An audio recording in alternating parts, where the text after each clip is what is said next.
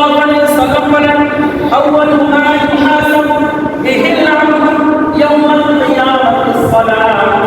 কিয়ামতের দিন সর্বপ্রথম বান্দার নামাজের হিসাব হবে। কিসের হিসাব? নামাজের হিসাব। আর মুসলমান আমরা নামাজ পড়তে চাই না। আমাদের দেশের 95% মুসলিম কান্ট্রি আমরা বলি হিসাব করলে 1% মুসলমানরা নামাজই পড়ে, আর 2% মুসলমান নামাজ পড়ে না, 93% মুসলমান নামাজ পড়ে না। তাহলে যেই নবী বললেন উম্মতিয়া সালাতাস সালাত, নামাজের জন্য যে নবী এত মানকারী তায়েফের ময়দানে উহুদ প্রান্তরে সাহাবী কেরামরা শহীদ হইলেন, তাহলে নামাজের বেশি না বেশি। আর as-সালাতু ইমাদুদ্দিন, নামাজ হচ্ছে ইমানদার। নামাজ ইমানের খুঁটি খুঁটি, যারা এই খুঁটি ঠিক নাই তারই নাই ইমানও কি নাই।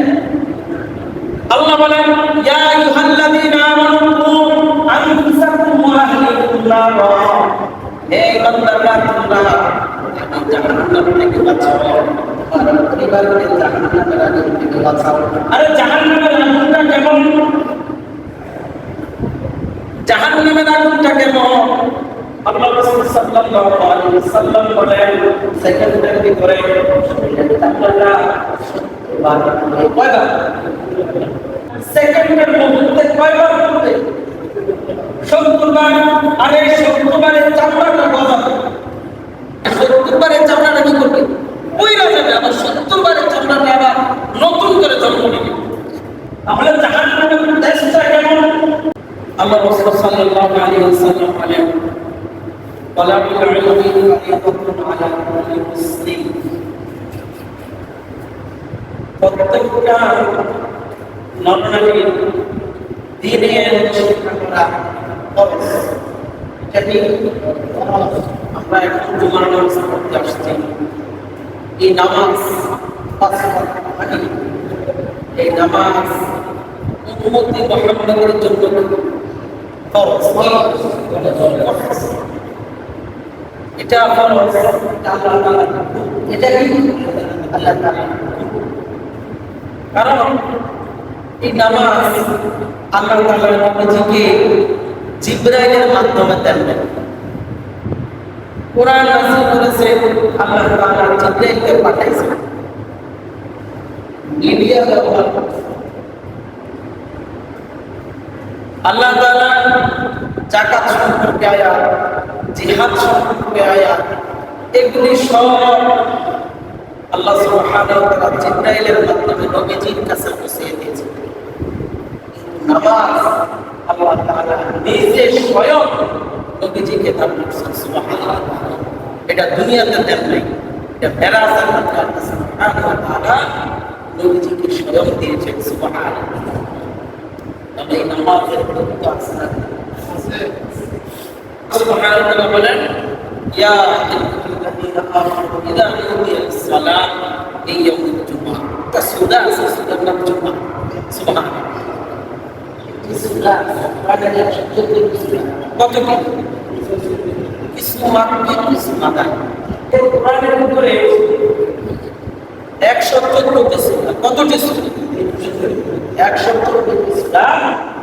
এটা মনে করে একটা ক্লাস আপনারা আসছেন, এটা শিকার করেন, ঠিক না? যে কোনো জিনিস শিখবেন। এই কোরআনে কয়টি সূরা? ১৪০।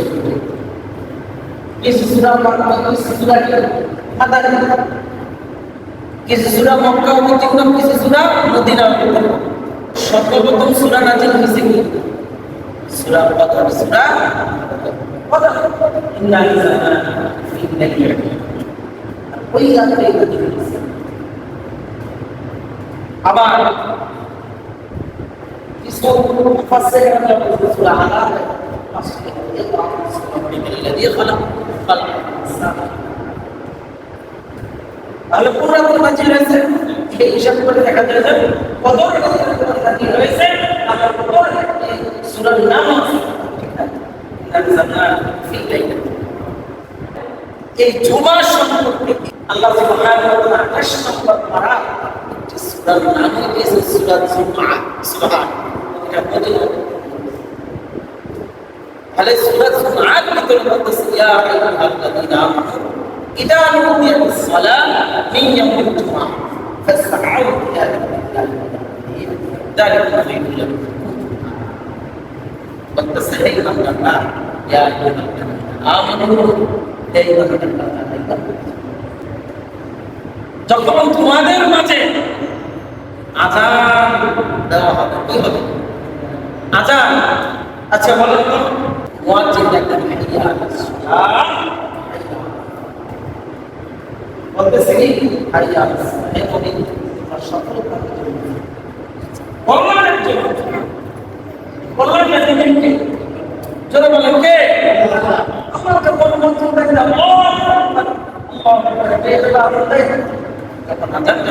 আমাদেরকে মুয়াজ্জিন শোনাচ্ছে আল্লাহ, কে বলছে? আল্লাহ বলো, আমরা তোমাকে ডাকতেছি। তাহলে মুমিন কিভাবে আমার কাজে লেগে বুঝে গেছে? মুয়াজ্জিন ডাকতেছে কি আল্লাহ বলে ডাকতেছে। মুয়াজ্জিন বলতেছে এই শুনো, তোমরা ঈমান এনেছো, মুসলমান দাবি করো, ইমানদার দাবি করো, আল্লাহ যে বড়, হাইয়া আলাস সালাহ, হাইয়া আমাদের সকল কল্যাণের মালিককে। এই মুয়াজ্জিন বলতেছে, আল্লাহ বলতেছেন কি ইয়া আইয়ুহাল্লাযীনা আমানু ইযা নুদিয়া লিস-সালাতি মিন ইয়াউমিল জুমআ, যখন আযান দেওয়া হয় তোমরা যদি কাজে থাকো, কাজে আযানের সাথে সাথে ছেড়ে দাও। কি দাও? আমার কথা আপনারা বুঝতে পারছেন? কি করে দাও?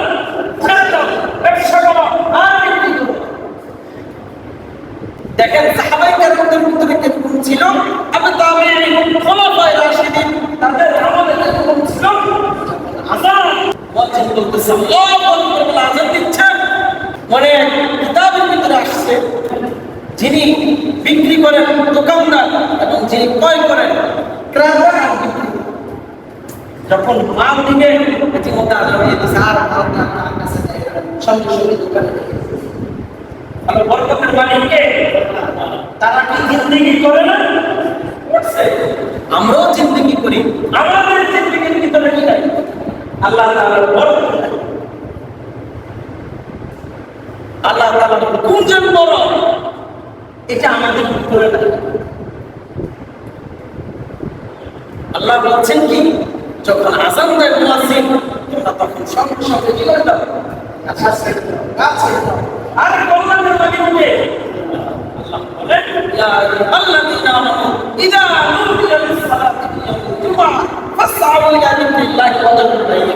আরে তুমি নিজেকে টেনশন করো, তুমি ঘরের টেনশন করো, সন্তানের টেনশন করো, ইলা যিকরিল্লাহি ওয়া যারুল বাই'a যালিকা খায়রুল লাকুম তাআলামুন।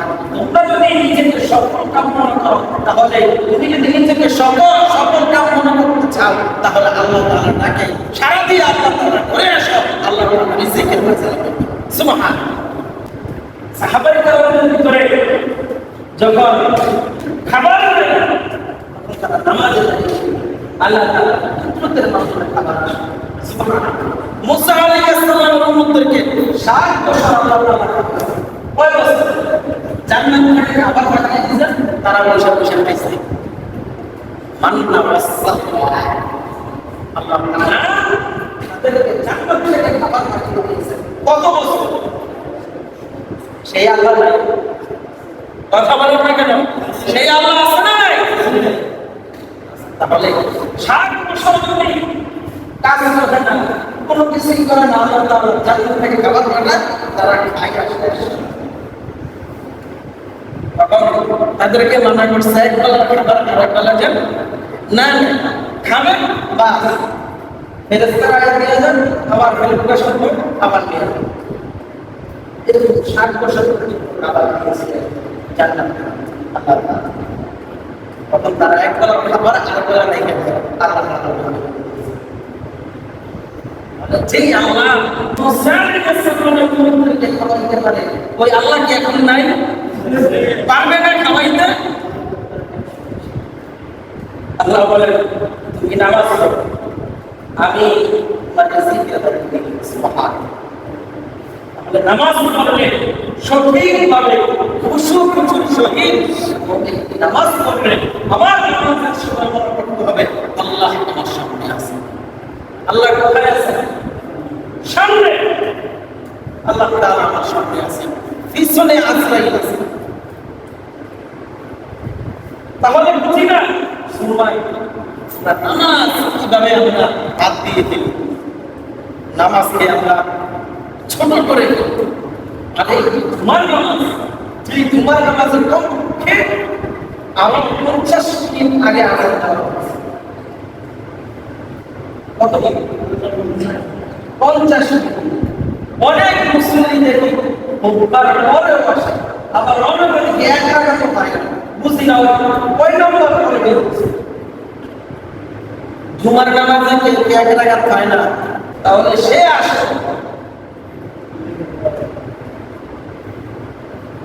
আচ্ছা বলেন তো, সবচেয়ে বড় সুরকে বলতে পারেন নামাজ কি সুর? সবচেয়ে বড় সুরকে যে নামাজ চুরি করি। আচ্ছা বলুন তো, যে 40-এ আসে আগে গেছে আমরা যে ইমাম সাহেবের সাথে 2 রাকাত পড়ি, এই 2 রাকাতের পরে আসেনি আছে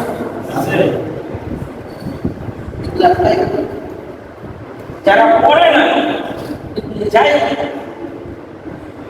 এই 2 রাকাত নামাজ পড়তে আসে আশ্চর্য ব্যাপার। আপনারা কি রাগ করেন? রাগ করলে কিছু করেন নাই, এগুলো তো বলতে হবে, ঠিক না? এগুলো বলতে হবে না। বলো তো খুতবা শোনা কি ওয়াজিব? খুতবা শোনা কি ওয়াজিব? এটা শুনে কি হয়?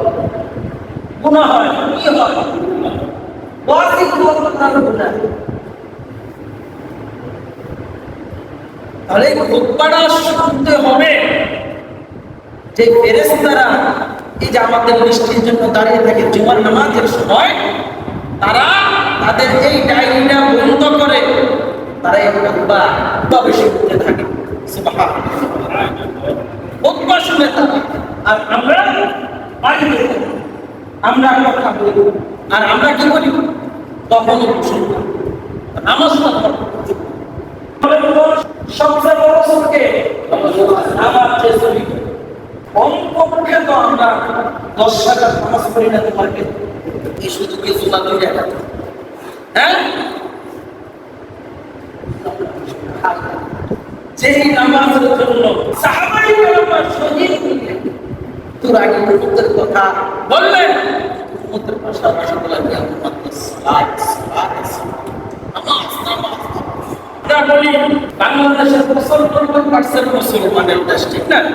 এটা বলি না? কিন্তু গবেষকরা হিসাব করে নেয় বাংলাদেশে 2% মুসলমান নামাজি না। কি বুঝলেন না? বাংলাদেশে কি না 2% মুসলমান নামাজি না, আর 95% কি আমরা কথা বলি 95% মুসলমানের দেশ।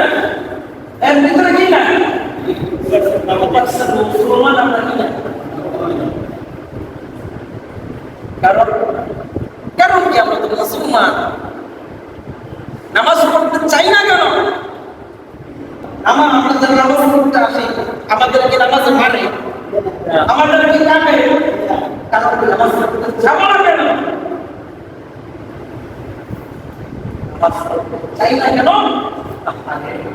আল্লাহ বলেন 28 নম্বর পারা তাহরিমের ভিতরে আছে, ইয়া আইয়ুহাল্লাযীনা আমানু আনফুসাকুম ওয়া আহলিকুম। আল্লাহ তাআলা সেই জানে জাহান্নামের আগুন থেকে বাঁচো, তোমার পরিবার থেকে বাঁচো। নিজে আগে কি করতে হবে? জাহান্নামের আগুন থেকে বাঁচতে হবে, তারপরে পরিবার পরিজনকে বাঁচাইতে হবে। কারণ নবী সাল্লাল্লাহু আলাইহি ওয়াসাল্লামের সাহাবী যাদেরকে বলা হয়, হাদিসের রাবী যাদেরকে বলা হয় হযরত আবু হুরায়রা রাদিয়াল্লাহু তাআলা, কি হযরত আবু হুরায়রা রাদিয়াল্লাহু তাআলা আবু হুরায়রা, তার নাম কিন্তু আবু হুরায়রা না। আবু হুরায়রা তো কি বিলালের বাবা। নবী সাল্লাল্লাহু আলাইহি ওয়াসাল্লামের দরবারে একটা বিলাল নিয়ে গেলেন। তখন নবী সাল্লাল্লাহু আলাইহি ওয়াসাল্লাম বললেন আবু হুরায়রা, এই থেকে নাম হয়ে গেছে কি আবু হুরায়রা। হাদিসের রাওয়াত ছিলেন হযরত আবু হুরায়রা রাদিয়াল্লাহু তাআলা যখন মৃত্যুর শয্যায় তার সামনে খাদেমরা ছিল, যে কলিকাতা ছিল, তারা বলতেছে হে আবু হুরায়রা, আপনি কিসের জন্য টেনশন করেন? আপনি কিসের জন্য টেনশন করেন? আবু হুরায়রা বলল, এই শোনো, আমার খুব টেনশন হচ্ছে। আমার জীবনে যত হাদিস বর্ণনা করলাম, আমার যা আমলনামা আছে, এগুলা যদি আমি এক পাল্লায় রাখি, মনে হয় আমি আল্লাহর জাহান্নাম থেকে বাঁচতে পারবো না। চিন্তা করছেন আপনি? নবীজি সাহাবী, সবচেয়ে বেশি হাদিস বর্ণনাকারী, ইনি বলতেছেন আমার সব আমল যদি আমি এক জায়গায় রাখি, মনে হয় আল্লাহর জাহান্নাম থেকে বাঁচতে পারবো। তোমার আমার আমল নাকি? ইয়া আইয়ুহাল্লাযীনা আমানু কু আনফুসাকুম ওয়া আহলিকুম নারা।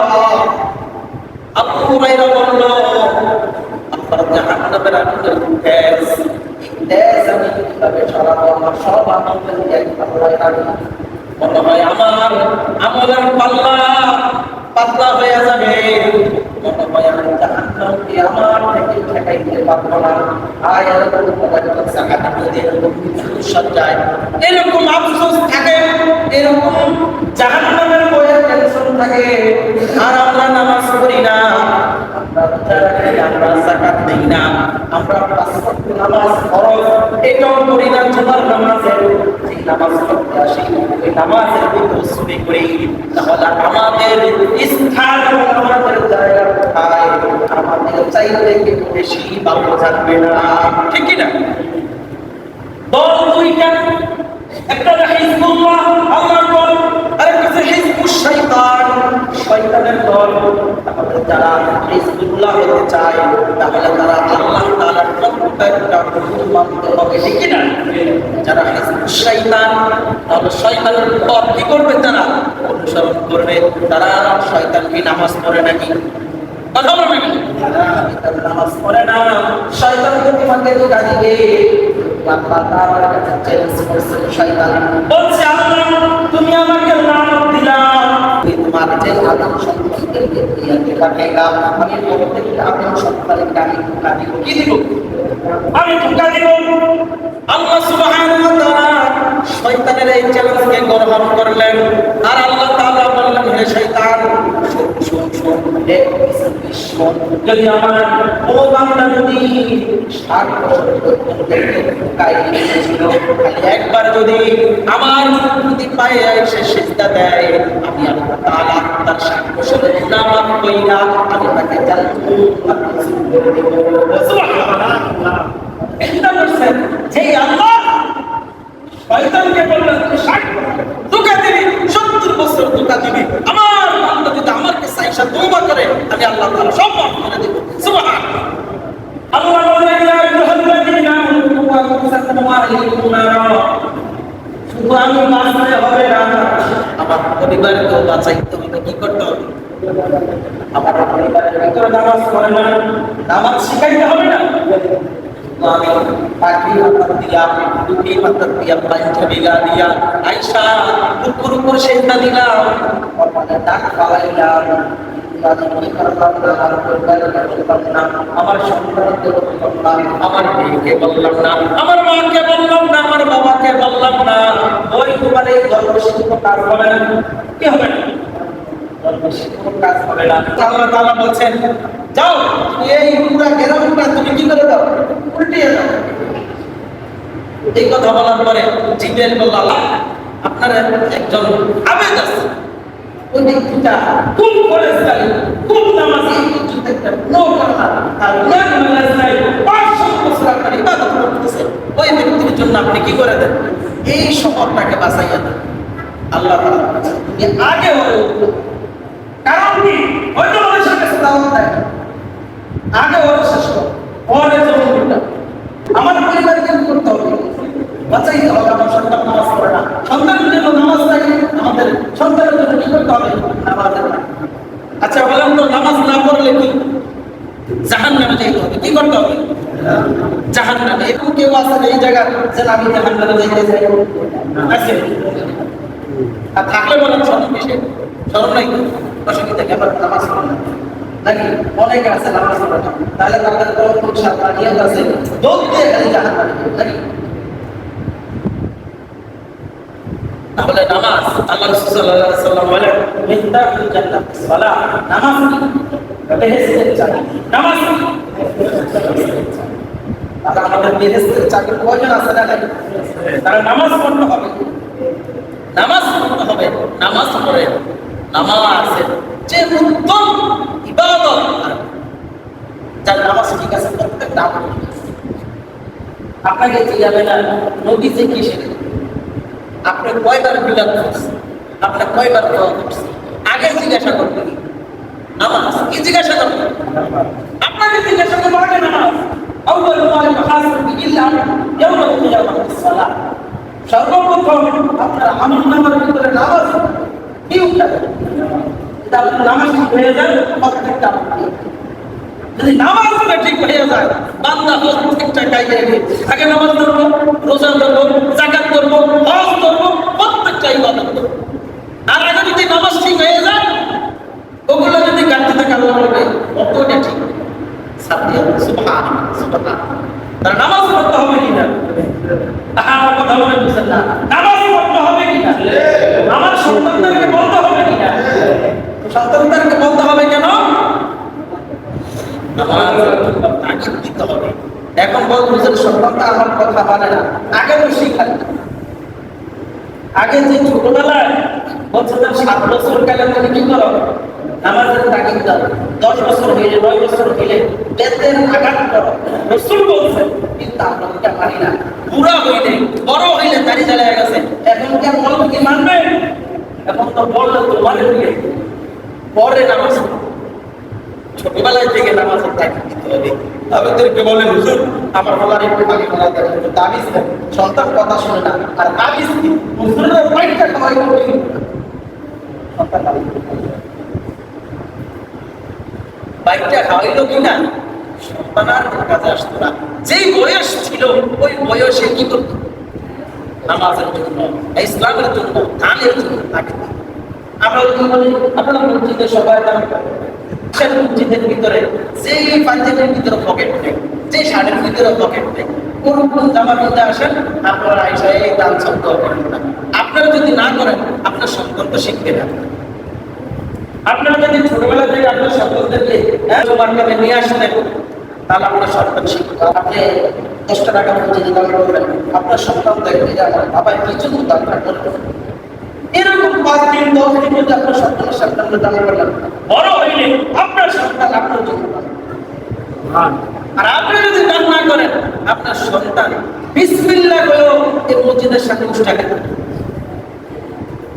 উষ্টা যদি কিন্তু হয়, সব কাজ আপনার করতে হবে, আপনার দেখা দেখি সবাই করতে হবে। ঠিক না ভাই? আল্লাহ পাক আমাদেরকে কবুল করুন। আমিন।